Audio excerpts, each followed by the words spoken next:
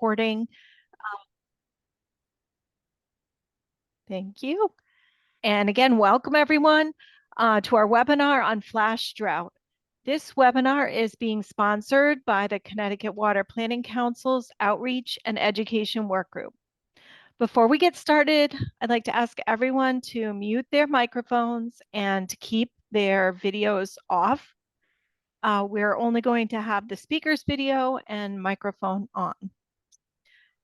Today, October 17th, is Imagine a Day Without Water. And I ask us to reflect on those impacted by the recent storms who may not have access to clean water.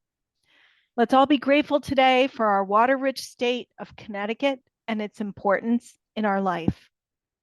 So in observance of Imagine a Day Without Water, we'll be talking about a phenomenon that's becoming more common, flash drought. To teach us more about flash drought, we've asked Eric Lindquist to be our presenter. Eric is a planning specialist in the Department of Public Health's Drinking Water section. Over the past 10 years, he has helped lead the state and local efforts to improve drought awareness and mitigation practices. He facilitated the implementation of the Connecticut Drought Preparedness and Response Plan during the droughts in 2016, 2020, and 2022. More recently, Eric traveled to the National Center for Atmospheric Research in Boulder, Colorado, to meet with some of the nation's leading climate scientists concerning the alarming rate at which flash drought is becoming more intense, frequent, and widespread across the country. We are pleased to have Eric join us today to share a high-level overview of flash drought and why we need to start preparing now for its eventual impacts here in the Northeast. I'll now turn it over to Eric. All right, good afternoon, everyone. It's great to see a good number of folks choosing to spend their lunch hour with us on this beautiful fall day. I'd like to start off by thanking Denise Savageau for organizing this program, even though she couldn't be here today. And a big thank you also to Kim Zapla and Allie Hibbard of DEEP and Laura Lupoli of Pura for stepping in to facilitate in Denise's absence. So I'm going to try to make sure my slides go here. I think I have everything set up, ready to go. Just want to confirm that that slide forwarded for everybody. I think it did. Yes, Eric, you're all set. Looks great. All right, thanks, Kim. All right, so today I'm operating under the assumption that everyone in the virtual room here knows what a drought is, but the term flash drought might not be as familiar. Unless, of course, you are either a weather nerd like me or a news junkie, in which case you may have seen the term appear in recent articles and headlines talking about wildfires or extreme heat or climate change or some combination thereof. Here are some examples of national headlines that have popped up over the past year or two that examine the flash drought phenomenon being experienced not just across the country, but around the globe. And you might notice a common theme with some of these headlines. And that theme is kind of a doom and gloom about what we are experiencing now and what we can expect in our future.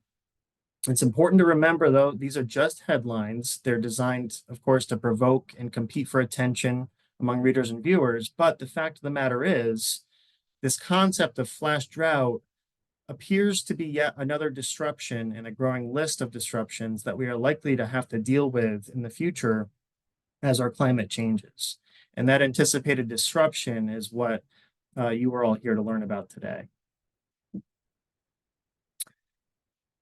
Okay, so the first time flash drought was really highlighted in the climatological community was only a couple decades ago, when scientists started realizing a worrisome trend of changing patterns when it came to drought development.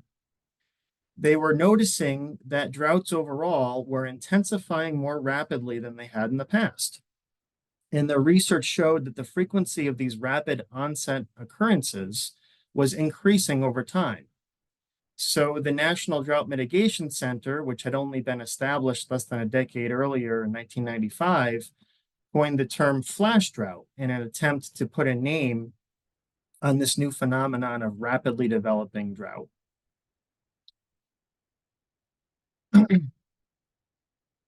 Here is pretty much the best definition of flash drought we have today. It's really this idea of rapid onset, rapid intensification. Compared to what I like to call our run-of-the-mill conventional drought, which usually develops over the course of several months, a flash drought happens much more quickly. And for the weather geeks among us, here is the official American Meteorological Society definition, which basically says the same thing using slightly fancier words. Think of Hurricane Milton in the Gulf of Mexico, how we saw that storm explode from a Category 1 storm to one of the strongest Atlantic hurricanes on record over the course of a single day. It is almost unheard of for a storm to intensify that rapidly, but such a scenario is being made more likely due to climate change. The same is true for droughts. They are much more likely to intensify rapidly today than just 20 or 30 years ago. And just like with tropical weather, this rapid development that makes flash droughts so potent, and because our science and technology is not quite advanced enough to really get a handle on forecasting them with much lead time. This creates real challenges for appropriate response because we end up being almost in a nowcast situation, trying to weigh out the risk of what might happen in a week or 2 or 3 from now with what is likely to happen.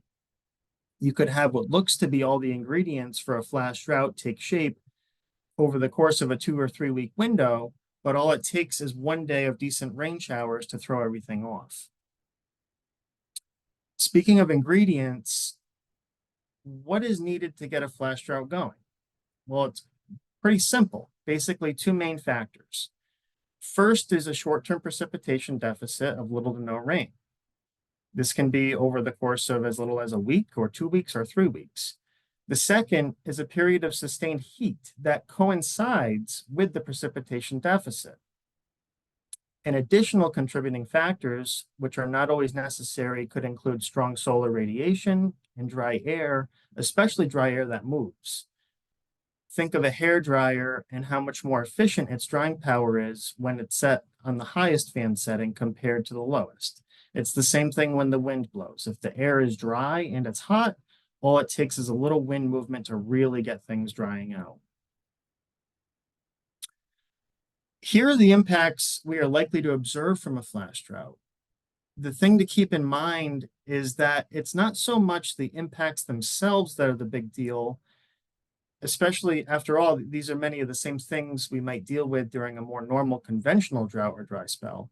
But the thing is, it's what sets the impacts from flash drought apart is, again, the speed with which they can develop and the lack of lead time that we might have to prepare, mitigate, and adapt.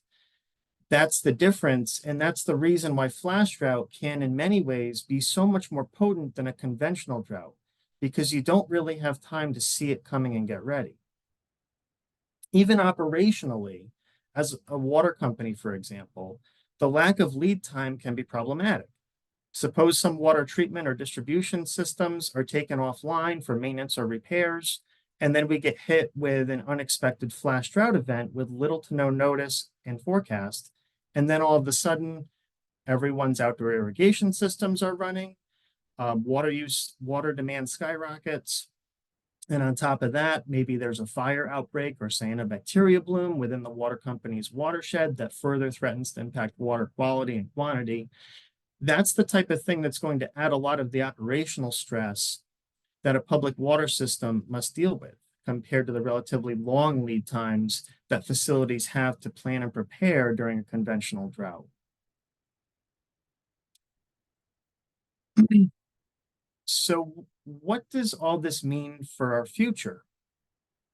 The best scientific data we have available about climate change points to these outcomes as likely or highly likely to occur. The first bullet is probably the most obvious. There's no doubt that we are getting warmer. But you might read the second bullet and say, hey, Eric, if we are expecting to get more storms, dropping more rainfall, how is it that we are likely to see more flash drought or more drought in general? And that's where the third bullet comes in.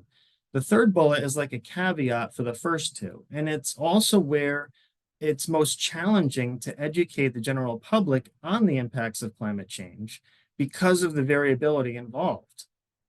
But that third bullet is the key, because despite more rainfall overall, if we are more likely to have more periods with below normal temperatures, and I'm sorry, with above normal temperatures, and we are more likely to have more periods with below normal rainfall, then logic dictates that we are more likely to have periods of below normal precipitation that coincide with those periods of above normal temperatures. Hopefully that makes sense. It means we might see the list of ingredients I talked about a few slides back come together more often. And not only that, but those ingredients might be more potent and last for a longer duration. Hence why the final bullet is listed here about more frequent and intense droughts. And this list comes straight from EPA. I simplified the language somewhat, but I'm not making these up. So let's talk just briefly about the science of drought, because that plays a critical factor here. I wanted to show these graphs because they're really enlightening. Even though they're hard to read, the point here is that there is an exponential relationship between evaporative demand and temperature. It's common sense that warmer weather makes water evaporate faster. Everyone knows that when they boil a pot of water on the stove, for instance. But the fact that this relationship is actually exponential might not be as well understood or known. And this is why temperature differences of just a few degrees have enormous consequences with regard to the amount of water lost from the soil, vegetation, and watercourses. If a warmer climate and more intense heat is in our future, we really need to pay more attention to this relationship and account for it in our planning. So here are some charts that I love showing. These are from a 2022 NOAA report on heat stress that I recently read. These charts show data on recorded heat waves in the United States over a span of 60 years, from 1961 to 2021. And each orange bar represents one decade, with 1960s being on the left and progressing from there. In the upper left is the frequency with which heat waves occurred by decade. The upper right is the average length of the heat waves measured in days. The lower right is how hot the heat waves got on average. And the lower left, which is my personal favorite and the most extreme change, is the total length of the season in which heat waves were experienced. For example, a heat wave season of 3 months versus 5 months. And these data shouldn't be shocking to you, but they might be if you haven't been in tune with what's been going on climate-wise. The trend here is the same across the board. The heat waves are getting more intense, more frequent, lasting longer, and occurring over a longer span. And these data point directly back to that third bullet I talked about a couple slides back. More frequent extremes. And this is what we're seeing. The data already show it. And this is why the frequency and severity of flash drought events are likely to increase over time. So going back to what I was saying about the seasonality of heat waves, I wanted to highlight 2023, which was a really odd year for southern New England. Our two biggest heat waves of the year didn't even occur in the summer. One was in early September, and the other was in mid-April. And the one that occurred in mid-April actually was associated with a precipitation shortfall and a severe fire weather outbreak. Some might say it qualified as a flash drought, and others say it fell short. There was some debate on that. But without explicit criteria in the definition, the determination of what qualifies as a flash drought can be somewhat subjective. Regardless of what it was called, the fact of the matter is that it came suddenly, it was unusually intense for the time of year, and the impacts were severe. And when I say severe, this is what I mean. That week, after a sustained period of temperatures in the 90s, and then we're talking early to mid-April, a week of temperatures in the 90s. I'm not sure who might remember who's on the call today, but we also had, which was what made it severe, was the high winds and extremely dry air from Canada.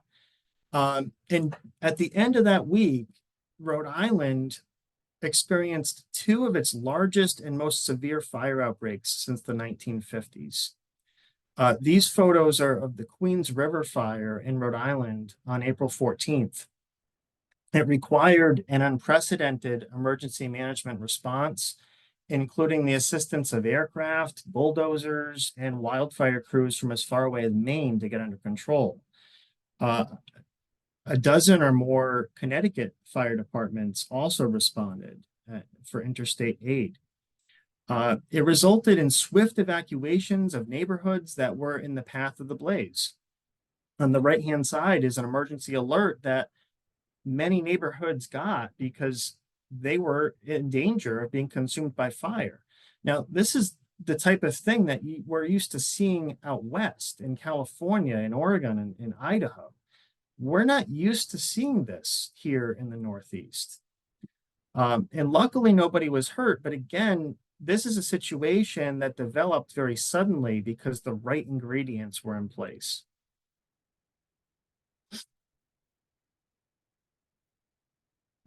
So here's what I call the flash drought dilemma. The first problem here is we don't have drought monitoring and forecasting tools at our disposal that are well equipped to handle the unique circumstances of a flash drought. And secondly, our water and drought management plans are much better suited and geared toward the conventional slow-moving drought that we're all used to. And they're ill-equipped to handle a true short notice flash drought circumstance. So the ultimate dilemma is, how do we proactively prepare for and respond to a flash drought as for state agencies, for local agencies, for the general public, for water companies? How do we prepare for this and account for it in a way that is meaningful and impactful without, for example, crying wolf? It's hard when we think something might happen over the next 1, 2, 3 week period, that if it does happen, it could have serious consequences, but it also might just as likely not happen and everything might return to normal. If, for example, we get rain that is questionable in the long range forecast. So these are challenges that federal agencies and state agencies and nonprofits have been, and researchers and academics have been really researching and looking into and trying to find solutions for. So here are just a handful of planning considerations, and I'm sure there are many more. Drought is yet another area that climate change is going to force us to invest our time and resources in figuring out how to adapt and deal with. Unfortunately, we have a history of being more reactive than proactive when it comes to these things. I can speak from the Department of Public Health's perspective. One of the things we're looking at is the adequacy of individual water supply plans when it comes to dealing with drought. But this is an issue that goes far beyond that, or far beyond the work of any one agency. It really gets back to the idea that Denise Savageau likes to promote, the idea of this one water. And really that the time is now for us all to come together across multiple jurisdictions, across multiple agencies, across multiple sectors, to work on developing creative solutions and adaptation measures for the future. And I wasn't sure how much time it was going to really take me to get through that. So that's what I prepared for today. So I can end there and take any questions if there's time. I can also, depending on how Kim and Allie, how you feel, I can keep going. I have some additional slides I can share and talk about some things, but that's where I was going to end for today. Well, maybe we can take a few questions, and then if you'd like to go on with some more slides, we can do that. So to help us with questions, I'm going to ask Allie to help with questions. Thanks, Allie. Thank you, Eric. That was a great presentation. Alicia, I see that your hand is up. Do you want to unmute? Yes. Okay. Great. Thanks, Allie. And thanks, Eric, for this. This is really great.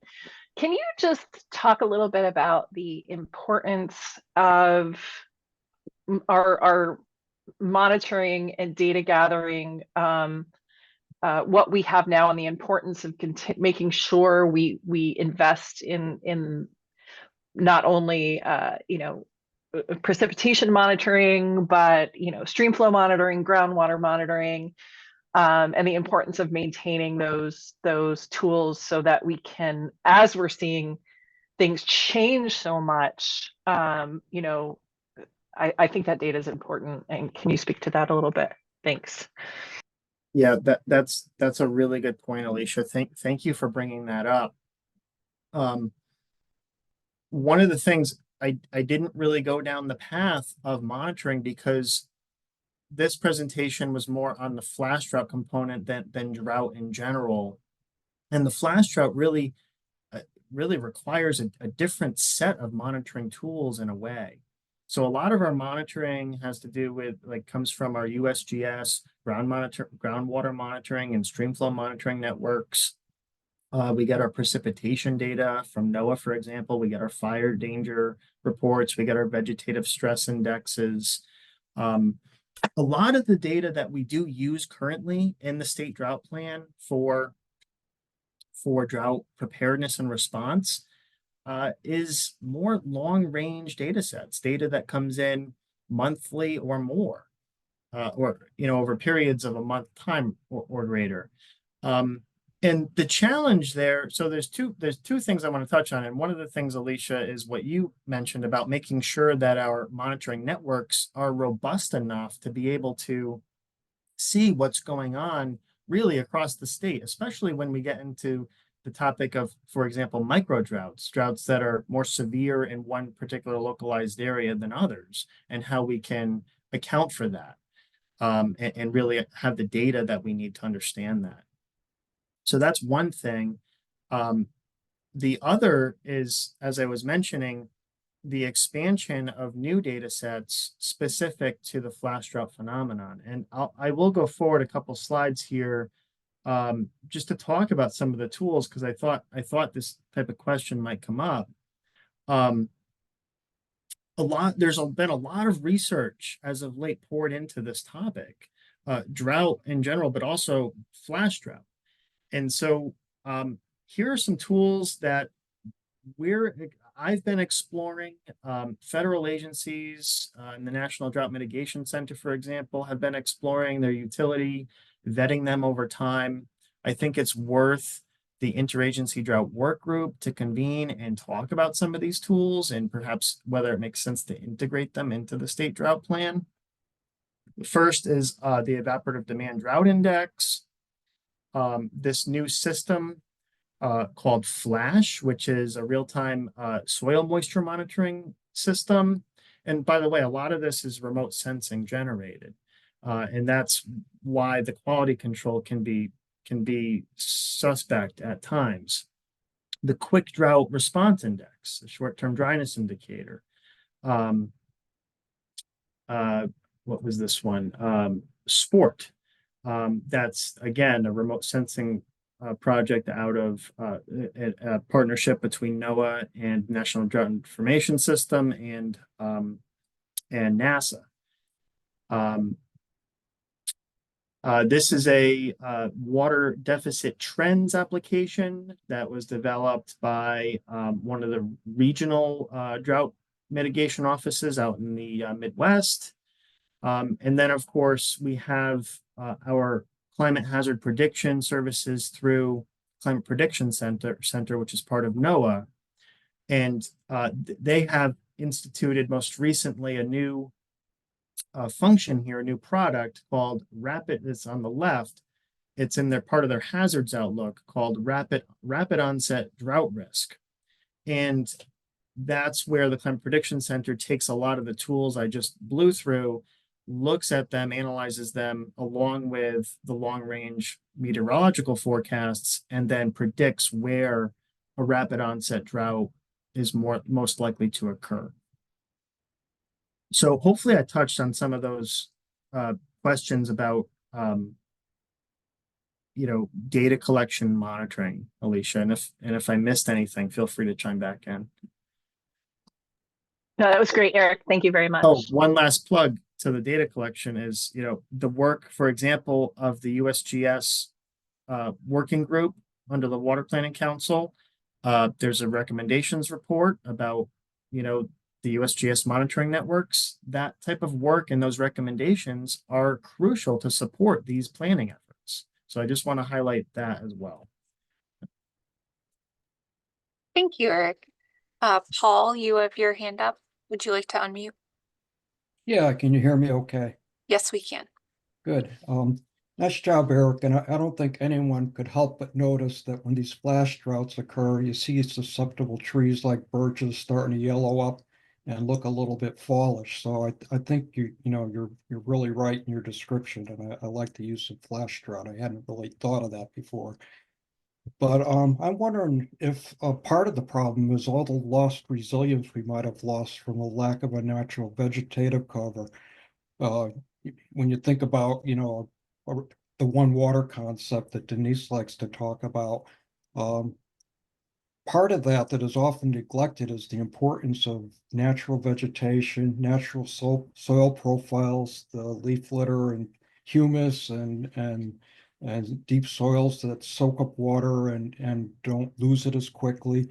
The drainage patterns, everything, the smooth landscape, the lack of infiltration through vernal pools and so forth is all gone. And we've replaced that with storm sewers that quickly draw the water off the land. And even the groundwater at depth, if you look down at the storm water basins, you can hear the water being drained out and lowering the water table. And then, of course, wasteful irrigation of lawns, too, is a big evaporative loss, and it's most frequently used when we're having drought periods. So it's a compound problem. So I'm wondering if, if you see in the data and perhaps in the occasions where flash droughts are most severe, if there's a lowered resilience in our more suburban urban areas compared to natural forests, provided of course that the forests don't burn down. So just some thoughts, and I think that's an important companion to just thinking about water conservation and everything else that are almost automatic. Thank you. Thank you, Paul, for chiming in. Those are really, really important points. There's no doubt that forested land cover is more resilient in so many ways to so many climate hazards than unforested or developed.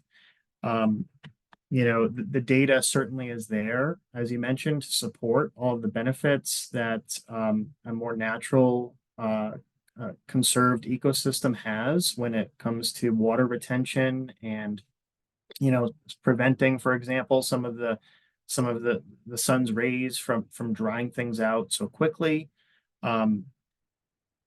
That those concepts really need to, to some extent they are, but I think we can do more in integrating those concepts that you mentioned, Paul, into our priorities and policies for land conservation in the state, and land conservation as a tool to increase resiliency, not just to drought, but to a multitude of natural hazards. And I think the connection is there across many of our planning documents, but it can be a lot stronger. And so to that point, Paul, I would emphasize everything you just said there.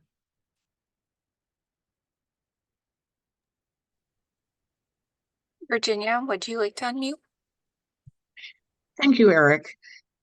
As you said, historically, we've been focused on the typical long-range type of droughts, and the drought stages have been based on number of weeks or months below normal. It might be worth considering adding to that analysis the rate of change of any of the parameters that we're talking about. And obviously, with groundwater levels, we need more frequent data collection. But in general, I think that if we developed protocols, developed statistical analyses that looked at that rate of change, it might enable you to have a better handle on flash droughts. Virginia, thank you for chiming in. I want to point out for everyone on the call that Virginia, she's very humble, so she won't admit this, but she has been a leading force for drought planning in Connecticut for many, many years, going way back to before I started with the state. And in fact, a lot of what I learned about drought planning came from Virginia. So I just want to give you that shout out, Virginia, and you're absolutely right. I think there's a definite need for us to go back once again to our drought planning documents, not just at the state level, but at the regional and local levels and at the public water systems, to evaluate those triggers for each of those drought stages and somehow find a way to integrate considerations for rapid onset drought, for flash drought, because to your point, right now, the planning process is geared toward your conventional long-term drought where, again, it's 1 month or it's 3 months or 6 months below normal for a given indicator. And that just does not, I mean, there's an allowance for professional judgment in the plan, which we worked hard to get in the last revision, but there's still no explicit language contemplating this idea of flash drought and the particular circumstances that it represents. And so to the extent we can revise those stage triggers to account for those trends or those rate of change that you mentioned, Virginia, I think that's definitely a direction we need to move. So start brainstorming, and I hope you'll consider participating in some of those discussions if they come to be.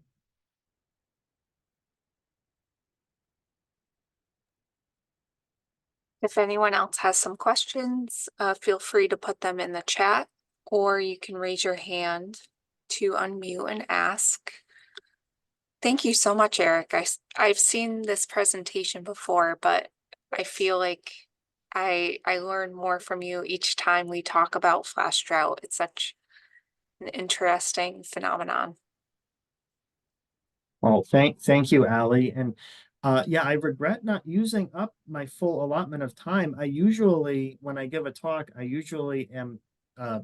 struggle to stay within the time, and I'm always going over. So I said this time I need to make sure I am under my max time allotment here. So it looks like we'll give folks part of their lunch break back, but I really appreciate everyone who tuned. I can't see how many are on the call. It doesn't show on my end right now, but I appreciate everyone who tuned in to learn about this. And hopefully this will spark, hopefully it's not just a learn and forget. Hopefully this will spark conversation and discussion and thoughts that folks are willing to share. And please feel free to reach out to me. I'll put my email back on the screen here, so that if you have any ideas or further questions, I would love to hear from you. Please just feel free to send me an email. Thank you so much, Eric. We'll do one last call. If there are any questions, now's your opportunity. And if you think of questions after this, please be sure to send Eric an email. His email is on the screen right now. And I think with that, Eric, thank you so, so much. It was a pleasure having you talk about flash drought today. I learned a lot. And with that, we'll close this webinar. And thank you for everyone for participating today. Goodbye.